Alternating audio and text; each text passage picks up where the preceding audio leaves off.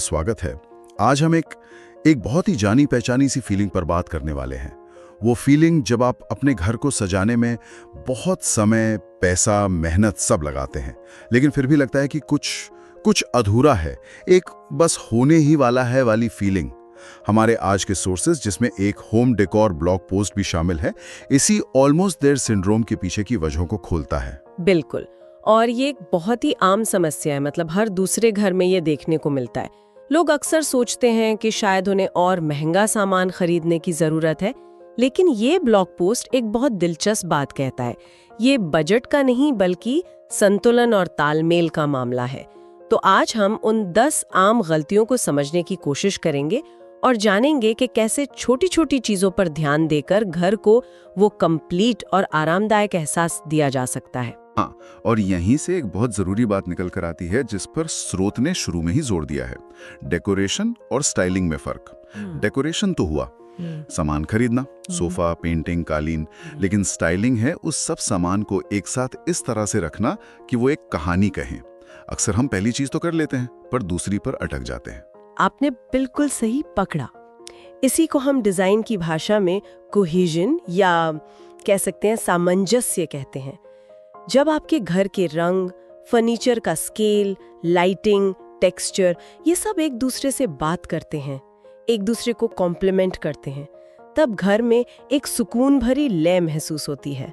और इसके बिना लाखों का फर्नीचर भी बस एक कमरे में रखी हुई महंगी चीजें लगती हैं, घर का हिस्सा नहीं। ठीक है, तो चलिए इस गुत्थी को सुलझाना शुरू करते हैं। सबसे पहली और शायद सबसे बड़ी गलती जिस पर यह लेख इशारा करता है, वो है घर की कोई एक स्पष्ट कहानी या थीम का ना होना। मतलब सोफा एकदम मॉडर्न है, कालीन बोहो स्टाइल का और दीवार पे पारंपरिक पेंटिंग लगी है।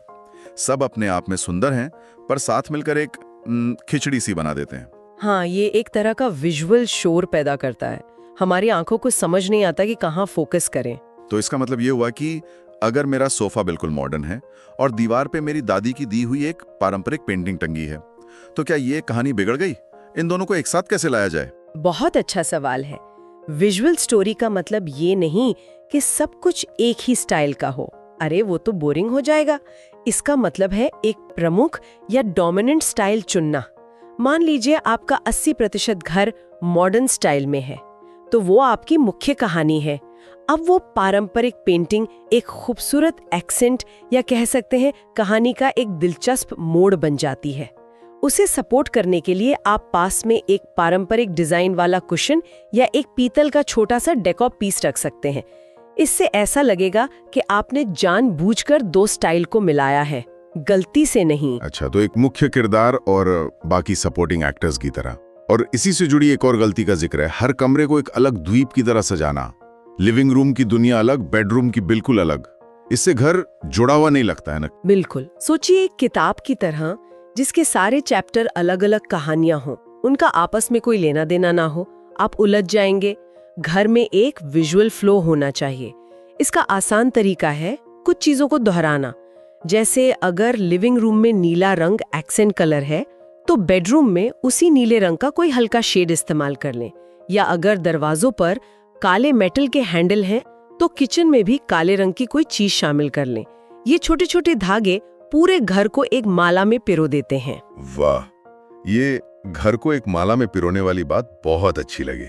और इस कहानी के हर चैप्टर यानी हर कमरे में एक हीरो होना भी जरूरी है। स्रोत इसे फोकल पॉइंट कहता है। जिस कमरे में कोई हीरो एलिमेंट नहीं होता, वो कमरा याद नहीं रहता, हमारी नजर बस भटकती रहती है। सही कहा। फोकल पॉइंट वो पहली चीज है जिस पर कमरे में घुसते ही नजर जाती है। ये एक बड़ी सी पेंटिंग हो सकती है, एक खूबसूरत फायरप्लेस या खिड़की से दिखने वाला एक सुंदर नजारा। और यहाँ नियम ये है, एक कमरा एक हीरो। बाकी सारी सजावट उस हीरो की तारीफ में होनी चाहिए, उससे मुकाबला करने के लिए नहीं। अगर आपकी पेंटिंग हीरो है, तो उसके नीचे रखा सोफा सिंपल होना चाहिए। अगर आपका सोफा बहुत शाही है, तो दीवारें शांत होनी चाहिए। जब कमरे में एक मजबूत विजुअल एंकर होता है, तो वो तुरंत व्यवस्थित और पूरा लगने लगता है। तो घर की एक कहानी होनी चाहिए और हर कमरे में एक हीरो होना चाहिए, ये बात तो साफ हो गई। लेकिन कहानी लिखने के लिए और हीरो को चमकाने के लिए एक कैनवस भी तो चाहिए, और वो कैनवस है हमारी दीवारें और कमरे की जगह। अक्सर यहीं पर लोग सबसे ज्यादा अटक जाते हैं। स्रोत इस बारे में क्या कहता है? स्रोत कहता है कि दीवारों के साथ दो ही गलतियां होती हैं। या तो वो बिल्कुल खाली होती हैं जिससे एक अधूरापन और अभी अभी शिफ्ट हुए वाली फीलिंग आती है, या फिर उन पर चीजें गलत तरीके से टांगी होती हैं। हाँ, और सबसे आम गलती मैंने भी देखी है, आर्ट या फोटो फ्रेम को बहुत ऊंचा टांग देना। ऐसा लगता है जैसे वो हवा में तैर रहा है। बिल्कुल, और इसका एक साइकोलॉजिकल कारण है। जब आर्ट बहुत ऊपर टंगा होता है तो उसका नीचे रखे फर्नीचर जैसे सोफा या बेड से कनेक्शन टूट जाता है। वो एक अलग थलग चीज बन जाती है।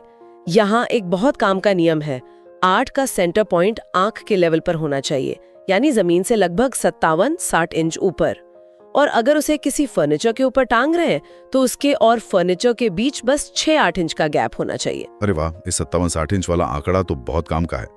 अब मुझे समझ आया कि मेरे सोफे के ऊपर लगी पेंटिंग हमेशा अजीब क्यों लगती थी। और स्रोत में एक और प्रैक्टिकल सलाह दी गई है, आर्ट का साइज। हाँ, और ये स्केल और अनुपात की समस्या से जुड़ा है, जो एक और बड़ी गलती है।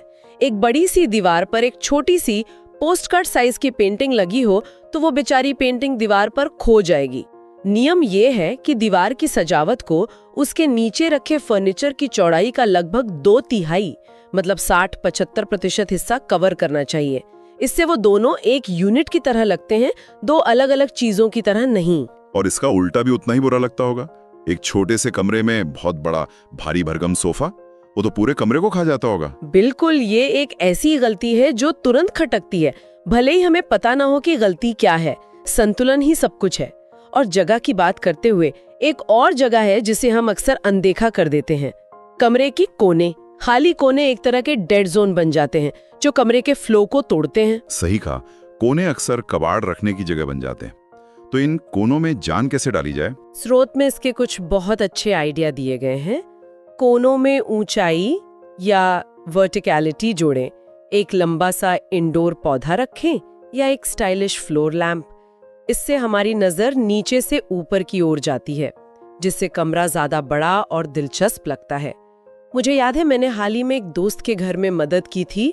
उनके पास बहुत खूबसूरत महंगा सामान था, लेकिन सब कुछ जमीन के पास था, सोफा, टेबल, कालीन। जैसे ही हमने कोने में एक लंबा सा फ्लोर लैंप और एक ऊंचा पौधा रखा, कमरे का पूरा डायनामिक ही बदल गया। अचानक कमरे को एक नई ऊंचाई मिल गई। तो हमने कहानी सेट कर ली, कैनवस तैयार कर लिया। अब आते हैं उस चीज पर जो घर में असल जान डालती है, माहौल या एटमॉस्फेयर। और इसकी शुरुआत शायद रंगों से होती है। यहाँ भी वही दुविधा है, या तो इतने रंग कि सिर चकरा जाए, या सब कुछ बेज और सफेद कि कमरा बेजान लगे। बिल्कुल, बहुत ज्यादा रंग आंखों को थका देते हैं और बहुत कम रंग कमरे को बिना किसी पर्सनालिटी के छोड़ देते हैं। दोनों ही मामलों में कमरा अधूरा महसूस हो सकता है। तो इस संतुलन को बनाने के लिए इस ब्लॉग पोस्ट में एक बहुत ही क्लासिक डिजाइन सिद्धांत का जिक्र है, 60-30-10 कलर रूल। हाँ, और ये जितना सुनने में टेक्निकल लगता है उतना ही आसान है। सोचिए, आपके कमरे के 60% हिस्से में एक मुख्य शांत रंग होगा, ये अक्सर दीवारें होती हैं। 30% हिस्से में एक दूसरा, उससे थोड़ा मजबूत रंग होगा, जैसे पर्दे, कालीन या कोई एक बड़ी कुर्सी। और बचा हुआ 10% वो आपका पॉप कलर होगा, जो कुशन, आर्ट वर्क या छोटे डेकोर पीस में दिखेगा। ये तो बहुत आसान है। और सबसे अच्छी बात यह है कि वो 10% वाला हिस्सा बदलना सबसे आसान और सस्ता है। मतलब आप सिर्फ कुछ कुशन कवर बदलकर पूरे कमरे का मूड बदल सकते हैं। सही कहा। और मजे की बात यह है कि ये नियम सिर्फ डिजाइनरों के लिए नहीं है, प्रकृति में भी ये दिखता है। सोचिए एक लैंडस्केप के बारे में, जहाँ 60% आसमान का नीला और जमीन का हरा है, 30% बादलों का सफेद और 10% फूलों का पीला या लाल। इसीलिए ये हमें इतना स्वाभाविक और सुकून भरा लगता है।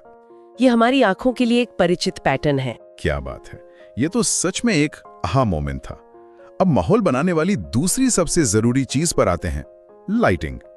ज्यादातर घरों में बस एक सेंट्रल सीलिंग लाइट होती है, जो पूरे कमरे पर एक जैसी फ्लैट रोशनी फेंकती है। स्रोत कहता है कि ये काफी नहीं है। बिल्कुल काफी नहीं है। वो तेज सफेद रोशनी एक क्लिनिक या ऑफिस जैसा माहौल बना देती है। घर को एक आरामदायक, एक वार्म एहसास की जरूरत होती है। लाइटिंग सिर्फ देखने के लिए नहीं होती, महसूस करने के लिए भी होती है। सही लाइटिंग कमरे में गहराई और आराम का एहसास लाती है। तो इसका समाधान है रोशनी की परतें बनाना, यानी लेयरिंग।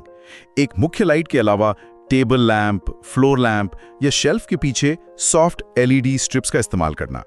इससे कमरे में रोशनी के छोटे छोटे गर्म पूल बनते हैं जो एक बहुत ही कोजी वाइब देते हैं। हाँ, और हर लाइट का एक मकसद होना चाहिए। एक पढ़ने के लिए, जिसे टास्क लाइटिंग कहते हैं, एक पूरे कमरे में हल्की रोशनी के लिए एम्बिएंट लाइटिंग, और एक किसी खास चीज जैसे पेंटिंग को हाईलाइट करने के लिए एक्सेंट लाइटिंग। जब ये तीनों परतें मिलती हैं तो कमरा जिंदा हो उठता है। ठीक है, अब अगली गलती पर आते हैं जो बहुत दिलचस्प है। फर्नीचर सही है पर स्टाइलिंग गलत है। मतलब सोफा, टेबल, शेल्फ सब अपनी जगह है लेकिन वो खाली पड़े। इससे एक शोरूम जैसा एहसास होता है, घर जैसा नहीं। शोरूम में नहीं, बल्कि कभी कभी तो ऐसा लगता है जैसे आप किसी के घर मेहमान बन के नहीं बल्कि एक म्यूजियम में आए हैं जहां किसी चीज को छूने की इजाजत नहीं। स्टाइलिंग और लिव्ड इन यानी बसे बसाए घर वाली फीलिंग को लाती है।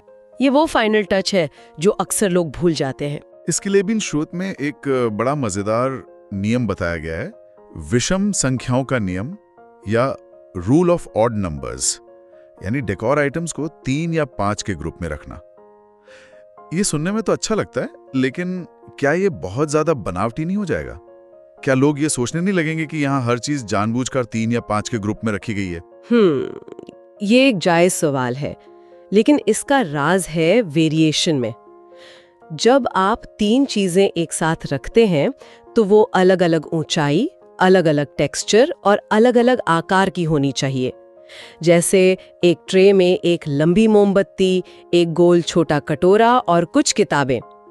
हमारी आंखों को ये समूह ज्यादा स्वाभाविक और आकर्षक लगता है क्योंकि ये सममित, सिमेट्रिकल नहीं है। 2 या 4 चीजों का समूह बहुत स्थिर और औपचारिक लग सकता है, जबकि 3 या 5 का समूह एक गति और संतुलन बनाता है जो ज्यादा दिलचस्प होता है। अच्छा, तो ये एक तरह का विजुअल ट्रिक है जो हमारे दिमाग को अच्छा लगता है। और अब हम आते हैं शायद सबसे जरूरी परत पर, जिसके बिना ये सारी मेहनत अधूरी है, व्यक्तिगत स्पर्श या पर्सनल टच। स्रोत कहता है कि एक घर स्टाइलिश होने के बाद भी भावनात्मक रूप से खाली लग सकता है अगर उसमें रहने वाले लोगों की कोई झलक ना हो। और यही वो चीज है जो एक मकान को घर बनाती है। जब डेकोर सिर्फ पिंटरेस्ट के ट्रेंड्स पर आधारित होता है तो वो किसी होटल के कमरे जैसा लग सकता है, सुंदर पर बिना आत्मा के। व्यक्तिगत स्पर्श वो भावनात्मक जुड़ाव पैदा करता है। ये आपके घर को दुनिया के किसी भी दूसरे घर से अलग बनाता है। इसके लिए कुछ सुझाव भी दिए गए हैं, जैसे आपकी यात्राओं की तस्वीरें, बच्चों के हाथ से बनी कोई चीज या कोई आध्यात्मिक और सार्थक सजावटी सामान जो आपके विश्वास को दर्शाता हो। ये वो चीजें हैं जो असल में कहानी कहती हैं। सही कहा, ये चीजें यादें ताजा करती हैं, रिश्तों को दर्शाती हैं और एक सकारात्मक ऊर्जा लाती हैं। ये डेकोर सिर्फ सजावट नहीं रहता बल्कि घर की कहानी का हिस्सा बन जाता है। और जब कोई घर अपनी कहानी कहता है तो वो कभी अधूरा नहीं लगता। तो आज की इस पूरी बातचीत को देखें तो एक कंप्लीट घर का राज महंगे सामान में नहीं बल्कि संतुलन, सामंजस्य और इरादे में छिपा है। एक स्पष्ट कहानी से लेकर दीवारों और कोनों के सही इस्तेमाल तक, और फिर रंग, रोशनी और स्टाइलिंग की परतें जोड़ने तक, हर कदम जरूरी है। और आखिर में वो पर्सनल टच जो उस सारी सजावट को एक मतलब देता है। बिल्कुल। स्रोत में एक क्विक चेकलिस्ट भी दी गई है जिसे कोई भी अपने घर का मूल्यांकन करने के लिए इस्तेमाल कर सकता है। क्या थीम में एक रूपता है? क्या दीवारें संतुलित है? क्या लाइटिंग में पड़ते हैं? क्या सतह स्टाइल की गई हैं? और सबसे जरूरी, क्या घर में आपकी कहानी दिखती है? हाँ, और स्रोत का अंतिम विचार भी यही है कि परफेक्शन की गारंटी महंगे डेकोर से नहीं बल्कि विचारशील प्लेसमेंट और सद्भाव से मिलती है। कभी कभी बस मौजूदा चीजों को इधर उधर करने या कुछ छोटी मोटी चीजें बदलने से भी बहुत बड़ा फर्क आ सकता है। और ये एक लगातार चलने वाली प्रक्रिया है। आपका घर आपके साथ बढ़ता है, आपके साथ बदलता है। इसे एक प्रोजेक्ट की तरह नहीं बल्कि एक कैनवस की तरह देखना चाहिए जिस पर आप अपनी जिंदगी की कहानी पेंट करते रहते हैं। बिल्कुल। तो आज की इस चर्चा को हम एक सवाल के साथ खत्म करते हैं। स्रोत कहता है कि एक घर उसमें रहने वाले लोगों की कहानी बताता है, लेकिन सोचने वाली बात यह है कि जब समय के साथ लोग बदलते हैं और उनकी जिंदगी आगे बढ़ती है तो क्या घर की कहानी को भी फिर से लिखने की जरूरत नहीं पड़ती? और वो बदलाव सजावट में कैसे दिख सकता है?